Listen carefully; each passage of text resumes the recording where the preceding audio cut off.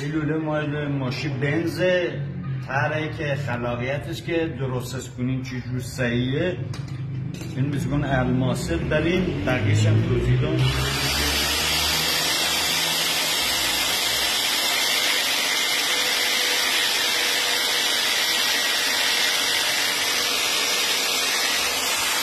استوپ اسپیکره تماین آماده کنیم.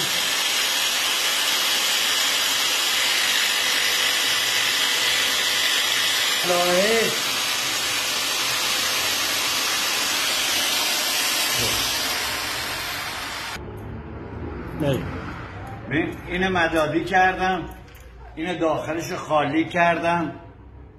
حالا اینا رو این شرایط قرار میدم دیگه. زرجوش تو لوله نمیره برای زرجوش کردن. حالا زرجوش هم بریم ببینیم. خب میخوام زرجوشش کنم، بقیش هم میبینیم. خب عالیه. کلی به خاطر جهت قرار گرفتن لوله که لوله کج جوش نخوره این حالت فلش گذاشتمش که این لوله رو به این جهت بذارم جوش بدم. خلاصه شده براتون بگیرم. استاپ کو تا بریم مرحله بعد. برو دوستان.